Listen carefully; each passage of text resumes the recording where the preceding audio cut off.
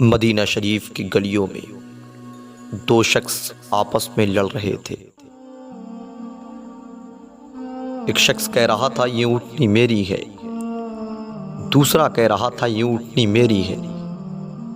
اسی اثنا میں مولائے کائنات مولا علی کرم اللہ تعالی وجہ الکریم کا گزر اس راستے سے ہوا۔ دونوں نے مولا علی کو آتے ہوئے دیکھا تو کہا یہ فیصلہ مولائے کائنات مولا علی سے کرا لیں۔ جب حضرت علی قریب پہنچے، عرض کی حضور اس مسئلے کا حل فرما دیں، اس مسئلے کو حل کر دیں۔ مولا علی فرماتے ہیں کیا بات ہے؟ تو جس کی اونٹنی تھی اس نے کہا یہ اونٹنی میری ہے، جس کی اونٹنی نہیں تھی جو جھوٹا دعویٰ کر رہا تھا وہ کہتا ہے یہ اونٹنی میری ہے۔ دونوں کو آپس میں جھگڑتے ہوئے دیکھا تو فرماتے ہیں تم نبی کے عشاق ہو، تم نبی کے دیوانے کہلاتے ہو اور جھوٹ بولتے ہو، اللہ اکبر کبیرہ۔ مولائے کائنات یہ کہہ کر کے چل دیے۔ اب جب جاتے ہوئے دونوں نے دیکھا تو جس کی اونٹنی تھی اس نے اونٹنی وہیں چھوڑی اور چھوڑنے کے بعد مولا علی کے پیچھے پیچھے چل دیا۔ مولا علی فرماتے ہیں اب کیا بات ہے؟ عرض کی سرکار دنیا کی دولت جاتی ہے تو جائے، مال و زر جاتا ہے تو جائے، زندگی جاتی ہے تو جائے، لیکن آپ کا یہ روٹنا مجھ سے برداشت نہ ہوگا، آپ کی جدائی میں برداشت نہ کر پاؤں گا۔ مولا علی فرماتے ہیں سچ بتا بات کیا ہے؟ کیا وہ اونٹنی تیری ہے؟ تو عرض کی ہاں سرکار وہ اونٹنی میری ہے۔ کہا تیرے پاس کوئی دلیل ہے؟ کا دلیل یہ ہے جو میں نے دعویٰ کیا ہے کہ اس اونٹنی کے دل میں ایک زخم ہے۔ مولا علی فرماتے ہیں تجھے کیسے معلوم؟ کہا حضور ہمارے آباء و اجداد اونٹوں کو پالا کرتے تھے، پرورش کرتے تھے۔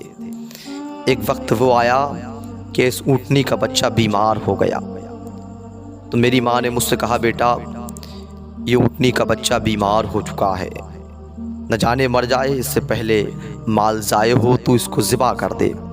میں نے ماں کے کہنے پر جلدی میں چھری لی اور اس کی گردن پر چلا دیا چھری کو، لیکن یہ نہ دیکھا کہ سامنے اونٹنی کھڑی ہوئی ہے۔ اتنے میں میرا باپ آیا اور کہا بے وقوف، مجھے مارا اور کہا تو نہیں دیکھتا؟ تو نے اس اونٹنی کے بیٹے کو، اس کے بچے کو اس کے سامنے ذبح کر دیا ہے، دیکھ اس کی آنکھ سے آنسو نہیں بلکہ خون نکل رہا ہے، اللہ اکبر کبیرہ۔ تو اس کا باپ کہتا ہے تجھے نہیں معلوم اس کا دل پھٹ چکا ہے، اس کے دل میں زخم ہو چکا ہے، معلوم ہے پوری زندگی کبھی ایسا نہ کرنا۔ مولا علی فرماتے ہیں یہ بات ہے؟ کہا ہاں حضور اس کے دل کے اندر زخم ہے۔ تو مولا علی نے کہا ٹھیک ہے اونٹنی کو بلاؤ۔ دوسرے بندے کو بلایا گیا، اونٹنی آئی، اسے ذبح کیا گیا، دل نکالا گیا۔ دل نکال کر جب دیکھا گیا تو اس دل کے اندر واقعی زخم موجود تھا۔ مولا علی کی چیخ بلند ہو گئی، آنکھ سے آنسو روا ہو گئے۔ فرمایا مولا علی نے میرے بیٹے کو میرے قریب بلاؤ، میرے حسین کو لے کر کے آؤ۔ وہ دونوں لوگ دیکھ رہے ہیں اور لوگ اکٹھے ہو گئے۔ امام حسین کو بلایا گیا۔ امام حسین کو جب لایا تو مولا علی امام حسین کے کبھی سر کو چومتے ہیں، کبھی ماتھے کو چومتے ہیں اور زیادہ سے زیادہ سینے کو چوم رہے ہیں۔ لوگوں نے پوچھا یا علی یہ کیا کر رہے ہیں آپ؟ تو مولا علی فرماتے یہ تو جانور ہے، جانور۔ اس کے بیٹے کو اس کے سامنے ذبح کیا گیا تو اس کے دل کے اندر ایک زخم ہو گیا ہے۔ میرے بیٹے حسین کے سامنے تو کربلا کی زمین پر اس کے 72 جانثاروں کو شہید کر دیا جائے گا۔